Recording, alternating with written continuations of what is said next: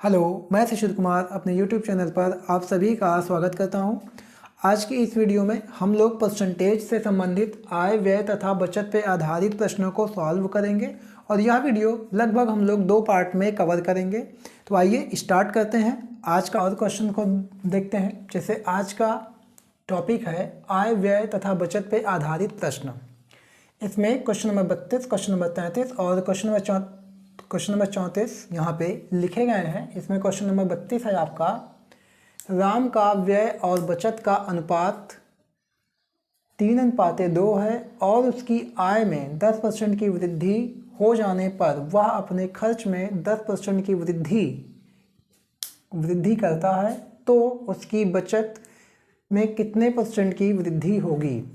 तो पहले तो एक चीज़ यहाँ पे हम लोग ये समझते हैं कि आय व्यय और बचत का क्या संबंध होता है। तो यहाँ पे देखा जाए कि जो भी हमारा आय होगा वो बराबर होगा बचत प्लस खर्च के, यानी जितना हम लोग बचत करेंगे और जितना खर्च करेंगे उन दोनों का योग बराबर किसके होगा, आय के।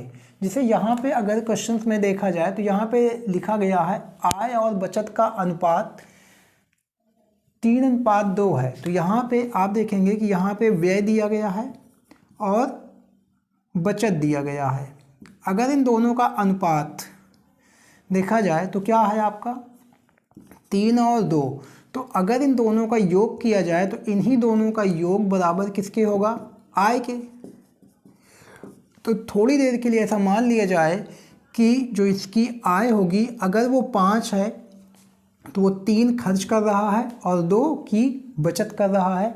और अगर हम इसमें 2 जीरो जोड़ दें इधर, 2 जीरो जोड़ दें इधर और 2 जीरो जोड़ दें इधर, तो ये आपका होगा जैसे कोई भी व्यक्ति 500 रुपये की आय कर रहा है जिसमें से 300 रुपये वो खर्च कर रहा है और 200 रुपये की बचत कर रहा है। तो ये बड़े आसानी से हम इन्हें अनुपात से कुछ इस तरीके से चेंज कर सकते हैं। अब इसमें इसलिए इसको चेंज करते हैं क्योंकि इसमें जब हम लोग 10% की वृद्धि करेंगे तो वो बड़े आसानी से आ जाएगा। जैसे अगर अब आप देखें तो इसकी आय में 10% की वृद्धि करने पर, तो इसकी आय है 500, अगर 500 में हम 10% बढ़ाएंगे तो 500 का जब हम 10% बढ़ाएंगे तो सीधे सीधे हमारा 50 आ जाएगा। यानी यहाँ पे अब ये हो जाएगा 550। और फिर कह रहा है कि उसके खर्च में 10% की वृद्धि करने पर, तो अगर हम 300 में 10% की वृद्धि करें तो ये आपका आ जाएगा कितना, 30 आएगा। तो अब यहाँ से ये बढ़ करके इसका जो खर्च पहले 300 था अब हो जाएगा 330। तो आप खुद यहाँ पे अगर पहले उसका आय था 500, व्यय था 300, तो बचत कर रहा था 200 की, अब उसकी आय हो गई 550, उसका खर्च हो गया 330। तो अब आप देखेंगे कि जो इसकी बचत होगी वो कितना होगा, तो वो आ जाएगा 220। अब आप इसको अगर यहाँ से माइनस करेंगे 550 में से 330 को, तो यहाँ पे आपका आएगा 0, 2 और 2। अब आप देखेंगे कि यहाँ पे इसका जो पहले वो बचत कर रहा था 200 की, अब बचत करेगा कितने की, 20 की। तो यहाँ से वो कितना ज़्यादा की बचत कर रहा है, 20 की बचत कर रहा है, कितने पर, 200 पर। तो जो 20 है वो 200 का कितना % है। तो अगर हम लोग यहाँ याद करेंगे तो 2 जीरो से 2 जीरो कैंसिल, इससे ये कैंसिल, तो ये आपका आ जाएगा 10%। यानी वो 10% की बचत ज़्यादा कर पाएगा पहले के अकॉर्डिंग। तो इस तरीके से हम लोग इसको आसानी से कर सकते हैं। बस इसको अनुपात में बदलने के बाद 2 जीरो इसलिए हम लोग बढ़ा लेंगे ताकि ये पॉइंटों में ना जाए, ठीक है। तो इसके आगे हम लोग क्वेश्चन देखते हैं, क्वेश्चन नंबर 33। देखिए क्वेश्चन नंबर 33 भी लगभग कुछ ऐसा ही है। जैसे आप यहाँ पे क्वेश्चन नंबर अगर 33 को आप पढ़ें, क्या लिखा है, कोई व्यक्ति अपनी आय का 75% खर्च करता है, उसकी आय में 20% की वृद्धि तथा उसके खर्च में 10% की वृद्धि होने पर उसके बचत में कितने % की वृद्धि होगी। तो सेम ऐसा सवाल है, पर यहाँ पे चीज़ें परसेंटेज में दिया गया है और यहाँ चीज़ें अनुपात में दिया गया था। तो हम परसेंटेज को अनुपात में बदल सकते हैं, क्योंकि 75% खर्च कर रहा है, तो 75% अगर हम लोग भिन्न में बदलने जाएं तो ये आएगा 3/4। और आपको ये बताया गया था कि जो भी चीज़ें भिन्न में होंगी उन्हें हम कुल मान के चलेंगे। मान लेते हैं कि उसकी कुल आय कितनी थी, 4, जिसमें से उसने 3 क्या किया है, खर्च किया है, तो 1 वो क्या करेगा, बचत करेगा। तो यहाँ पे अगर हम कुल मान के चलें तो कुल उसकी आय कितनी है, 4, जिसमें से उसने 3 व्यय किए हैं और 1 की बचत की है। तो ये पहले के जैसा ही अनुपात में फिर बन गया।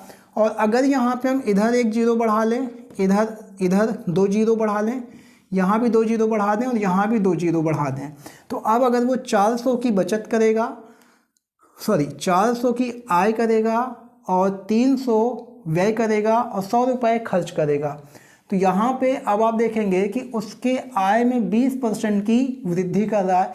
अगर हम 400 में 20 की वृद्धि करें तो हमारा 80 आएगा, क्योंकि 10%, 20% इन सब का परसेंटेज निकालना हमने आपको इसके पहले वाली वीडियो में बहुत अच्छे से बताया है। अगर आप पहले की वीडियो नहीं देख के आए तो आप देख के आए, जिससे आपको ये बेहतर समझ में आएगा। ये आपका आएगा 80, तो यहाँ पे ये बन जाएगा आपका 480। पहले 400 था, अब बन जाएगा 480। फिर यहाँ पे आप देखेंगे कि उसके खर्च में 10% की वृद्धि कर रहा है, तो यहाँ से अगर हम 10% की वृद्धि करेंगे तो फिर आपको क्या बन जाएगा, 330 ही बन जाएगा। अभी हम लोगों ने ज्ञात किया था 300 का 10% निकालेंगे तो 30 आएगा, तो 30 बढ़ जाएगा। अब आप यहाँ पे देखेंगे कि वो कितना बचत करेगा, 480 कमा रहा है, 330 वो व्यय कर रहा है, तो कितने की बचत करेगा, अगर यहाँ से घटाएंगे तो ये आपका आ जाएगा 150 की वो बचत करेगा। पहले बचत कितना करता था, 100, अब कितना करेगा, 150। कितना ज़्यादा कर रहा है, 50 कितने पर, तो 100 पर, तो 100/50। तो अगर आप इसको 100 पर परसेंटेज में ज्ञात करने जाएंगे तो ये आपका आ जाएगा 50%, यानी वो 50% की ही बचत कर रहा होगा।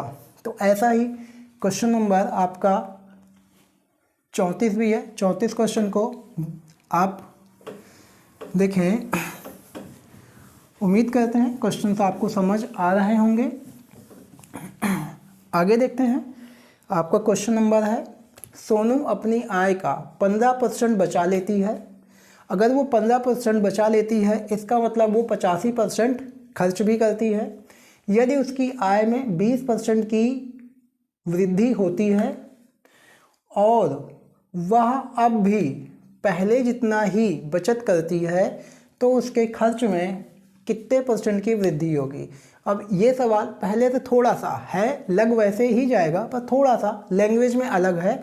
जैसे मान लेते हैं कि कोई भी व्यक्ति है जो 15% की बचत कर रहा है, तो पहले तो हम 15% को भिन्न में बदल के देख लेते हैं। और ये क्या है, बचत है। अगर ये बचत है तो 15% को अगर भिन्न में बदलेंगे तो 15/100, और यहाँ से अगर हम लोग इसको काटेंगे तो 3/20। तो इसकी कुल जो आय होगी वो होगी 20, और 3 वो बचत कर रहा है। अभी तक खर्च कर रहा था, लेकिन यहाँ पे बचत कर दिया है, तो यहाँ पे बचत करेगा। तो 20 तो उसकी आय है, जिसमें से 3 वो बचत कर रहा है, तो खर्च कितना करेगा, 17 करेगा। अगर अब हम यहाँ पे 2 जीरो या 1 जीरो इस तरीके से बढ़ाएं, तो हम लोग यहाँ पे 1-1 जीरो बढ़ा लेते हैं। इधर भी 1 जीरो, इधर भी 1 जीरो, इधर भी 1 जीरो। तो इससे क्या होगा कि अब उसके अनुपात में कोई फ़र्क नहीं पड़ेगा, बस यहाँ पे कुछ इसके नंबर चेंज हो जाएंगे। पहले अब वो 200 रुपये की आय करेगा, जिसमें से 170 रुपये का व्यय करेगा और 30 रुपये का आपका बचत करेगा, और इन दोनों को योग ही 200 होगा। अब यहाँ पे आगे आप देखेंगे तो क्या कह रहा है कि उसकी आय में 20% की वृद्धि हो जाती है। तो हम लोग यहाँ पे 20% बढ़ाएंगे, और 20% अगर हम 200 का 20% बढ़ाएंगे तो 200 का 20% ही आपका 40 आएगा, तो ये बन जाएगा 240। और फिर यहाँ वो कह रहा है कि उसके और वह अब भी पहले जितना ही बचत करती है। पहले जितना बचत करती है, तो पहले वो बचत कितना करती थी, 30।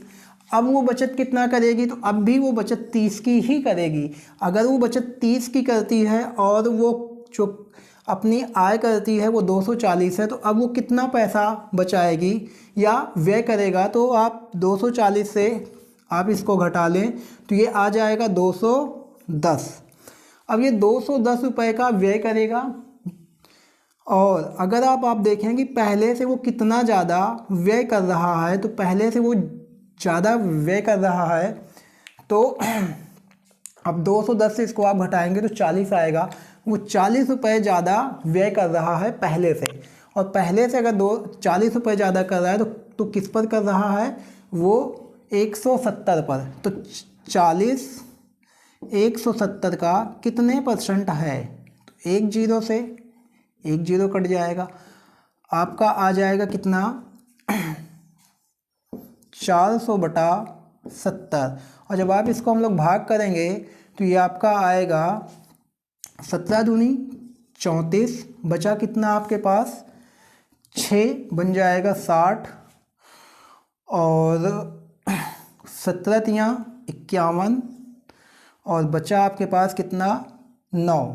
तो ये आपका आ जाएगा 23 सही 9/17% की वो क्या करेगा, उसके व्यय बढ़ जाएगा, उसका व्यय 23 सही 9/17% उसका व्यय बढ़ जाएगा। आइए इसी के आगे हम लोग क्वेश्चन देखते हैं। Question number 35, question number 36, question number 37। Question पढ़ते हैं, क्या लिखा है। ए अपने मासिक वेतन का 20% बचाता है। यदि उसकी मासिक व्यय 6000 रुपये है तो मासिक बचत क्या है। तो कभी भी प्रश्न इस तरीके से आए तो इसमें एक चीज़ आपको ध्यान देना है कि मान लीजिए उसका जो आय रहा होगा वो 100% रहा होगा। अब अगर वो इसमें से 20% की बचत कर रहा है तो 20% की तो वो बचत करेगा। अगर 20% की बचत करेगा तो 80% वो क्या करेगा, व्यय करेगा। और इसी 80% का मान आपको दिया गया है कितना 6000। अगर इसी 80% का मान 6000 दिया गया है तो आपसे 20% का मान पूछा है। तो इस प्रकार के सवाल में हम लोगों को 100% से देख लेना है कि वो 100% से के बाद कितना खर्च कर रहा है, कितना बचा रहा है, उसके बाद हम इसे आसानी से कर सकते हैं। तो आप इसमें देखेंगे कि इस 80% का मान कितना दिया गया है आपका, लगभग 6000। तो जिसका भी मान दिया गया है, इसके पहले भी हम लोगों ने क्वेश्चन सॉल्व किए, जिसके भी मान दिए गए हैं उससे हम लोग भाग करेंगे और जिसका मान ज्ञात करना है उससे गुणा कर लेंगे। तो अब हमें यहाँ पे मासिक बचत ही ज्ञात करना है और उसकी मासिक बचत क्या है 20%। हमें 20% का मान चाहिए, हमें 80% का मान दिया है। तो यहाँ आप एक काम कर सकते हैं कि 6000 में आप 20 से गुणा कर दीजिए और 80 से भाग कर दीजिए, आपका 20% का बचत मिल जाएगा कि बचत उसकी कितनी है। तो अगर हम लोग इसको काटने जाएं तो आप एक जीरो से एक जीरो कट जाएगा, और यहाँ से अगर हम लोग इसको काटने जाएं तो ये आपका आएगा 4 बार में, और इसको अगर हम लोग काटेंगे तो 15 चौको 60, यानी ये आपका आ जाएगा 1500 रुपये। यानी इसका ऑप्शन नंबर ए आपका होगा 1500 रुपये। तो उम्मीद करते हैं आपको समझ आया होगा। सवाल बहुत ही आसान है। आइए अगला सवाल देखते हैं। अगला सवाल है आपका, एक आदमी अपनी आय का 24% मकान के किराए पर तथा 62% अपने परिवार पर व्यय करता है तथा शेष आय का बचत करता है। यदि उसकी बचत 6300 रुपये है तो उसकी आय क्या होगी। अब इस सवाल में आप देखेंगे, फिर मान लीजिए कि उसकी आय कितनी रही होगी, 100% रही होगी। अब पहले तो वो 24% अपने मकान के किराए पर खर्च कर रहा है और तथा उसी 100% का 62% वो परिवार के व्यय पर खर्च कर रहा है। इसमें एक शब्द शेष का नहीं दिया गया है। अगर शेष का नहीं दिया गया है तो आप ये मानेंगे कि पहले उसने इसी 100% में से 24% खर्च किया है मकान के किराए पर, और फिर इसी 100% में से ही 62% उसने खर्च किया है अपने परिवार के व्यय पर। तो अब बाकी जो बचेगा वो शेष का कहलाएगा, और शेष का जो होगा वही उसकी बचत होगी। तो पहले इन दोनों को हम जोड़ लेते हैं कि उसने अपने 100% में से कितना व्यय कर दिया। तो अगर यहाँ जोड़ेंगे तो ये आपका आएगा 86%, यानी कि 86% उसने ओवरऑल खर्च कर दिए हैं 100 में से। अगर 100 में से उसने 86 खर्च कर दिए हैं तो बचा हुआ उसका पैसा कितना होगा? तो बचा हुआ पैसा उसका होगा 14%। अब 14% ही उसकी क्या होगी? बचत होगी, क्योंकि इतना वो 86% तो उसका खर्च है। अगर बचत उसका 14% है तो 14% का मान कितना दिया गया है? 6300 रुपये। अब 6300 रुपये उसका 14% का मान दिया गया है, और आपको उसका आय ज्ञात करनी है, और उसकी आय 100% होगी। हमें 14% का मान दिया है, 100% का मान ज्ञात करना है। तो इसी संख्या में 14 से भाग करके 100 से हम लोग गुणा कर सकते हैं, क्योंकि जिसके भी मान ज्ञात करने हैं उससे हम लोग क्या कर लेंगे? गुणा। तो यहाँ पे 6300 गुणे 100/14। अगर इसको हम लोग सॉल्व करें तो आप अगर इसको सॉल्व करने जाएंगे तो पहले तो आप इसको 7 से ही काट दीजिए। 7 दूनी आपका 14, और यहाँ पे 9 7 63, तो ये आपका सीधे सीधे आ जाएगा 900। और 900 को अगर आप 2 से काटेंगे तो ये आपका आएगा 450, और 450 में आप 100 का गुणा करेंगे तो ये आपका बन जाएगा लगभग 3 जीरो बढ़ जाएगा, वो आपका 45,000। यानी जो आपका उत्तर होगा वो आ जाएगा 45,000। एक चीज़ यहाँ पे ध्यान देने वाली बात यह है कि जब भी कभी इसमें शेष का शब्द नहीं लगा होगा तब भी हम उसको 100 से ही माइनस करेंगे। जब वैसे सवाल शेष का वाले आएंगे तो हम उस पर भी हम लोग सवाल सॉल्व करेंगे इसके बाद। तो आइए इसके आगे वाला सवाल हम लोग देखते हैं क्या है।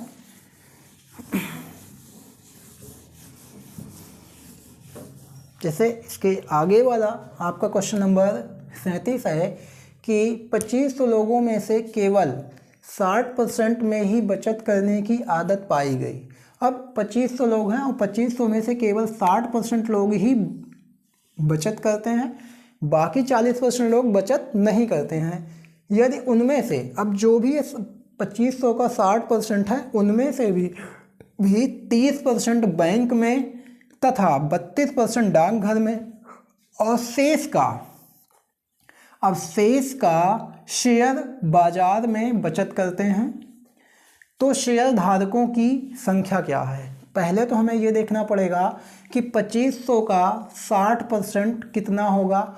उसमें से भी 30% 32% जो होंगे वो बैंक और डाकघर में जमा करेंगे, और शेष का जो भी होगा फिर वो आपका उसमें शेयर बाजार में बचत करेंगे। उनकी संख्या हम लोगों को ज्ञात करनी है। पहले तो इस 2500 का हम लोग 60% अगर ज्ञात करें तो 2500 का 60% की वैल्यू आप जानते हैं 3/5। तो अगर इसको हम लोग सॉल्व करेंगे तो सीधे सीधे ये आपका बन जाएगा 5×5 = 25 यानी 500, और ये आपका आ जाएगा 1500। यानी 2500 में से 1500 लोग ऐसे हैं जो कि बचत करते हैं। कुछ तो बैंक में करते हैं, कुछ डाकघर में करते हैं, कुछ शेयर में करते हैं। अब इसी 15% को आप 100% मान सकते हैं। अभी तो 100% ये था, लेकिन अब बचत करने वालों की बात करेंगे तो बचत करने वाले जो लोग होंगे वो 1500 होंगे। बचत करने वाले 1500 होंगे, और ये जो 1500 होंगे यही आपका 100% होगा बचत करने वालों की संख्या के लिए। और कुल जो संख्या होगी वो तो आपका 2500 दिया ही गया है। तो यहाँ पे अगर हम इसको 100 मान लेते हैं, और इस 100 में से आप देखोगे कि कुछ लोग कहाँ बैंक में जमा कर रहे हैं, तो 30% तो बैंक में जमा कर रहे हैं, 32% आपके डाकघर में जमा कर रहे हैं, और जो शेष हैं, इसी का शेष जो भी शेष बचेगा वो शेयर मार्केट में जमा कर रहे हैं, पैसे की बचत कर रहे हैं। तो इन दोनों का योग कितना होगा? इन दोनों का योग होगा 62। यानी 62% लोग तो बचत करते हैं कहाँ पर, बैंक और डाकघर में।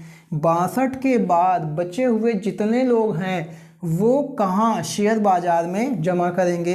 तो अगर 100 में से 62 को अगर घटाया जाए तो ये आपको कितना मिल जाएगा, 38 मिल जाएगा। 38% ऐसे लोग होंगे जो शेयर बाज़ार में अपने पैसे जमा कर रहे होंगे या वहाँ पे बचत कर रहे होंगे। अब 100% का मान 1500 दिया है, आपको 38% का मान चाहिए। तो 38% का मान ज्ञात करने के लिए आप कर सकते हैं 1500 गुणे 38, क्योंकि हमें जिसका मान ज्ञात करना है उससे तो गुणा करना है और जिसका मान पता है उससे से हमें भाग करना है।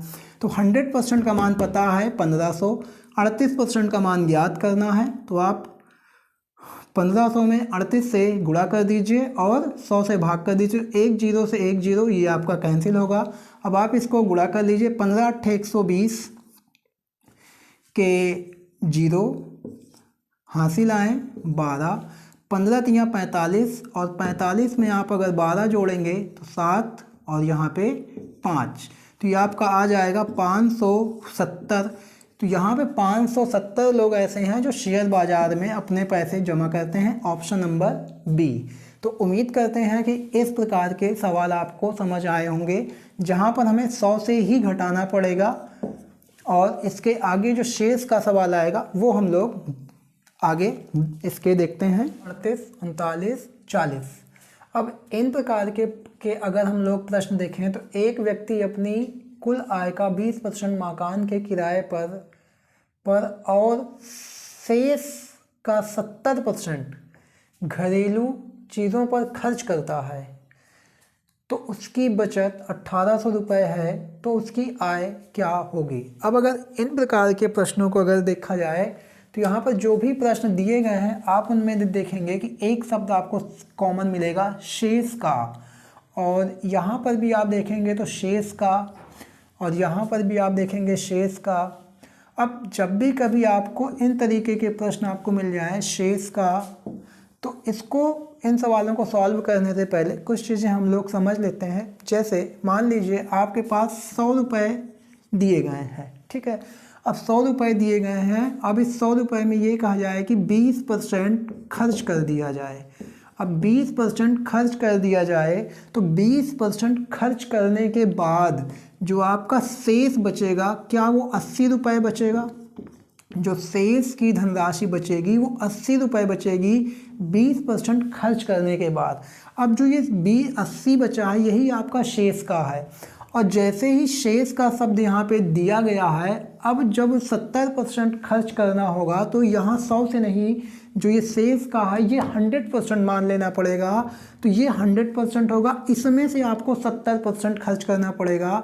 या मान लीजिए यहाँ पे 70% नहीं है, मान लेते हैं यहाँ से वो 25% खर्च करता है कि शेष का 25% खर्च कर दिया जाए। तो अब वो यहाँ से नहीं कि इन दोनों को जोड़ करके देखना है, फिर आपको यहाँ से आपको 25% खर्च करना होगा, और इसका जब आप 25% खर्च करेंगे तो 80 का जो 25% होगा वो आपका खर्च करने के बाद अगर आप देखेंगे तो 25 चौका 100, और ये आपका आ जाएगा कितना 20, यानी आप फिर 20 खर्च कर देंगे तो शेष का जो बचेगा वो 60 बचेगा।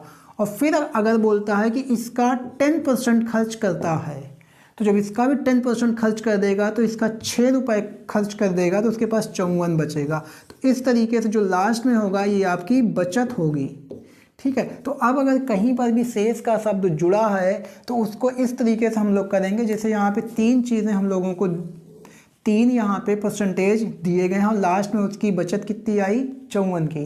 तो एक तरीके से हम लोग देखें कि अगर हमारे पास 100 रुपये है और हमें बचत ज्ञात करना है या उसकी आय ज्ञात करना है, तो ये देखना है कि 20% खर्च कर रहा है। तो 20% खर्च कर रहा है तो 20% को हम लोग लिख सकते हैं 1/5। तो 5 पर कितना खर्च कर रहा है, 1 खर्च कर रहा है, तो बचेगा कितना, बचेगा हमारा 80। तो यहाँ पे हम लोग लिख सकते हैं, या तो हम 4/5 लिख सकते हैं या इसी को हम लोग 80/100 लिख सकते हैं, ठीक है। क्योंकि 80 100 पर हमारा 80 बच रहा है। और यहाँ पर फिर देखेंगे कि अगर हमें 25% खर्च कर रहा है तो 25% को लिख सकते हैं 1/4, यानी 4 पर हमने 1 खर्च कर दिया तो बचा कितना हमारा, बचा हमारा 3, तो हम इसको लिख सकते हैं 3/4, क्योंकि ये 75% ही होगा। और या आप यहाँ पे लिख सकते हैं 75/100, जो कि दोनों के मान सेम होंगे। हम इस तरीके से भी कर सकते हैं और इस तरीके से भी कर सकते हैं। अब देखेंगे फिर शेष का बोल रहा है कि शेष का 10% खर्च किया जाता है। तो शेष का 10% खर्च करने का मतलब है कि 10 पर 1 खर्च करना। तो 10 पर 1 अगर आप खर्च कर दे रहे हैं तो बचेगा कितना, 9 बचेगा। यहाँ पे 9/10 आएगा। तो ये तो आपका शेष टोटल जो वैल्यू बच जाएगी वो आएगी। यहाँ कितना आया था, 54 आया था। और यहाँ पर अगर आप देखेंगे 10% खर्च कर रहे हैं तो बचेगा कितना शेष का, 90/10, अरे 90/100। तो अगर हम लोग इसको सॉल्व करें तो दोनों के मान सेम ही आएंगे। अब आप यहाँ पे 1 0 से इस 1 0 को काट सकते हैं, ये 5 दूनी 10 कट जाएगा। और यहाँ से आप इसको काटेंगे तो ये आपका 2 दूना 4 कट जाएगा। और यहाँ से इसको काटेंगे तो ये 2 दूना 4 कट जाएगा, 3 दूनी 6 और 9 छंग 54। आप देखेंगे कि 54 रुपये आपको यहाँ से भी मिल जाएगा। और जब आप इसको सॉल्व करेंगे तो 54 रुपये आपका ये भी आएगा। तो कभी भी शेष का सवाल आए तो हम लोग इस तरीके से सॉल्व करेंगे कि जो भी बचत के पास बचेगा वही हमारा 100% का काम करेगा, उसे 100% मान के ही दोबारा हम लोग सॉल्व करेंगे। तो आइए सवाल हम लोग सॉल्व करते हैं। इसी तरीके से बड़े आसानी से आपका सवाल लग जाएंगे।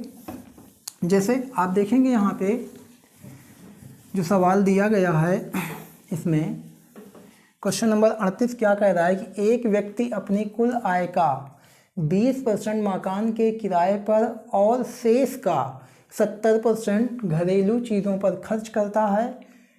यदि उसकी बचत 1800 रुपये है तो उसकी आय क्या होगी। जैसे मान लेते हैं कि उसकी आय 100% तो रही ही होगी, और इस 100% को थोड़ी देर के लिए हम लोग x मान लेते हैं और हमें इसी x का मान ज्ञात करना है। तो अगर इस x मेरा है जो कि 100% के बराबर है और उसमें से हम 20% खर्च कर रहे हैं, तो अगर हम 20% खर्च कर रहे हैं तो 20% खर्च कर देंगे तो जो शेष हमारे पास बचेगा वो 80% ही बचेगा, यानी 100 का 80% ही बचेगा। तो अब ये हमारा इतना बचा है, जो ये शेष बचा है, अब यही हमारा 100% के तरीके काम करेगा। अब जब हम देखेंगे कि शेष का 70% घरेलू सामानों पर वो खर्च कर दे रहा है, तो अगर वो 70% खर्च कर दे रहा है तो हमारे पास बचेगा कितना, बचेगा हमारे पास 30%, यानी 30% शेष का बच जाएगा। और यही ये पूरा क्या है, ये पूरा का पूरा आपका बचत है। और यही बचत किसके बराबर है, ये बचत आपका 1800 के बराबर है। यहाँ पे दिया गया है कि उसकी बचत क्या है, 1800 के बराबर है। अगर बचत 1800 के बराबर है तो अब हम इन्हें ज्ञात कर सकते हैं। अच्छा, इन्हीं को हम लोग भिन्नों में भी लिख सकते हैं। देखते हैं अभी, जैसे अब देखेंगे तो ये 2 0 से ये 2 0 तो आपका कैंसिल ही है। अगर हम इसको 3 से काटते हैं तो ये आपका कट जाएगा, 6 त्रिक 18, लगभग 600 आएगा। अगर इससे हम लोग इसको काटें तो सीधे सीधे 4 से अगर हम लोग काटें या 4 से काटें तो 4 2 चौका 8 और ये 15 चौको 60। अगर इसको फिर हम लोग 2 से काटेंगे तो ये आपका आ जाएगा 75, और 75 को हम लोग अगर 100 से गुणा करेंगे तो x का मान आ जाएगा 7500। इस तरीके से इसको हम आसानी से कैलकुलेट करके सवाल को सॉल्व कर सकते हैं। अगर इनको हम लोगों को भिन्नों में लिखना हो कि भिन्न में इसको कैसे लिखा जाएगा, तो देखते हैं। जैसे मान लीजिए कि यहाँ पे आपका टोटल कितना है, x मान लीजिए, टोटल आपका आय x है। अब इसका वो 20% खर्च कर दे रहा है, तो 20% का मान जो होता है 1/5 होगा। 5 पर वो 1 खर्च कर देगा तो क्या हमारे पास 4/5 बचेगा। और फिर 70% खर्च कर दे रहा है तो 70% का जो मान होता है वो होगा 7/10, यानी 10 पर वो कितना खर्च कर देगा, 7 खर्च करेगा तो बचेगा कितना, 3 बच जाएगा। तो यहाँ पे 3/10 आएगा। और यही आपका जो है ये टोटल कुल ही आपका बचत है, और ये बचत किसके बराबर है, 1800 के। इसको भी अगर आप सॉल्व करते हैं तो वो 7500 ही आएगा। आप इसको जिस तरीके से भी सॉल्व करेंगे, अगर इसको आप 12 से काटना चाहते हैं तो काट लीजिए, आपका उत्तर यही आएगा। ठीक है, तो आइए आगे का सवाल हम लोग सॉल्व करते हैं कि अगला सवाल कौन सा है आपका। उम्मीद करते हैं आप लोगों को सवाल समझ में आ रहा होगा। जैसे आगे देखते हैं क्वेश्चन नंबर, इसके बाद क्या लिखा है। एक व्यक्ति अपनी आय का 16.2/3% शिक्षा पर खर्च करता है, शेष का 20% कपड़ों पर खर्च करता है, शेष का 30% घरेलू सामान पर खर्च करता है। यदि उसकी आय 45,000 रुपये रही हो तो उसकी बचत क्या होगी। अब कि यहाँ पे आय दिया गया है, हमसे बचत पूछ लिया है, तो अब आय दिया हो तो बचत ज्ञात करना, या आपका बचत दिया है तो आय ज्ञात करना, उससे बड़े आसानी से ज्ञात कर सकते हैं। मान लीजिए ये आपको अब की दे ही दिया गया है कि उसकी आय कितनी है, 45,000। तो ठीक है भाई, 45,000 पर सबसे पहले वो 16.2/3% वो शिक्षा पर खर्च करता है। तो हम लोग 16.2/3% का मान जानते हैं, 1/6 होता है। तो 6 पर वो 1 तो खर्च कर दे रहा है, तो बचेगा कितना, 5/6 बच जाएगा। उसके बाद वो खर्च कर रहा है 20%, तो 20% खर्च कर रहा है तो 5 पर 1 खर्च कर देगा, तो 4/5 बच जाएगा।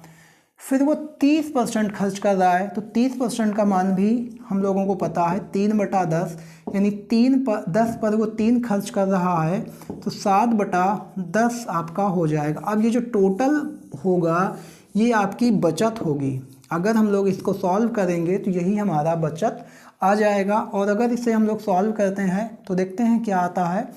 1 0 से तो 1 0 कट गया आपका, 5 से 5 कट गया। अगर और आप काटना चाहते हैं तो आप इसे काट दीजिए, 3 दूना 6 और 2 दूना 4।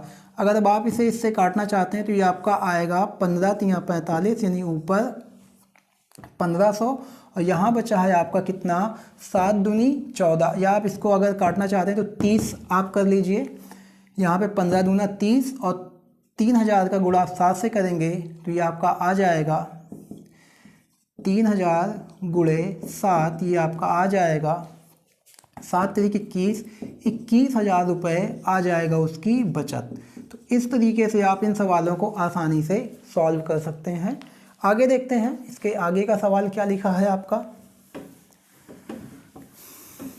सवाल आसान है, जो कि आप बड़े आसानी से इन सवालों को सॉल्व कर सकते हैं। रवि अपनी आय का 20% मकान पर खर्च करता है, शेष का 12.5% मेडिकल पर खर्च करता है, शेष का 16.2/3% कपड़ों पर खर्च करता है। यदि उसकी बचत 3,521 रुपये हो तो उसकी आय क्या होगी। अब यहाँ पे उसकी आय पूछा है, तो फिर आप आय को क्या मान सकते हैं, x मान सकते हैं। और x मानेंगे तो उसका कितने % वो पहले खर्च कर रहा है, 20%। तो 20% खर्च कर रहा है, तो जो बचत होगी वो 20% अगर खर्च कर रहा है तो 5 पर 4 की उसकी बचत होगी, यानी 4/5। 80% को हम लोग 4/5 भी लिख सकते हैं, तो वही आपका 4/5 उसकी बचत होगी। उसके बाद यहाँ पे क्या कर है, 12.5%। तो 12.5% का मान भी हम लोगों को लगभग पता है, 1/8 होता है, यानी 8 पर अब वो 1 खर्च करेगा तो कितना बचेगा, 7/8 बच जाएगा। यहाँ फिर वही 16.2/3%, तो 6 पर 1 खर्च करेगा तो 5 बच जाएगा। और उसका जो अब मान दिया गया है, वो मान दिया गया है आपको 3,521 रुपये। ये इसकी आपकी बचत आ जाएगी। अगर इसको काटना चाहें तो ये 5 से ये 5 कैंसिल होगा, 4 दूना 8 कैंसिल होगा, ऊपर आपका बचेगा केवल और केवल 7। और अगर इसको हम लोग 7 से काटें तो 7 पचे 35, 0 बढ़ जाएगा, 7 तिरिक 21। आपका आ जाएगा कितना, 503, यानी x का मान आ जाएगा 503 गुणे 12। अगर आप इसको गुणा करना चाहेंगे, 12×48 के 8, हासिल आए 4, 12 4 और 12 पंजे 60। तो लगभग आपका जो आय आएगा वो 6,048 रुपये आ जाएगी।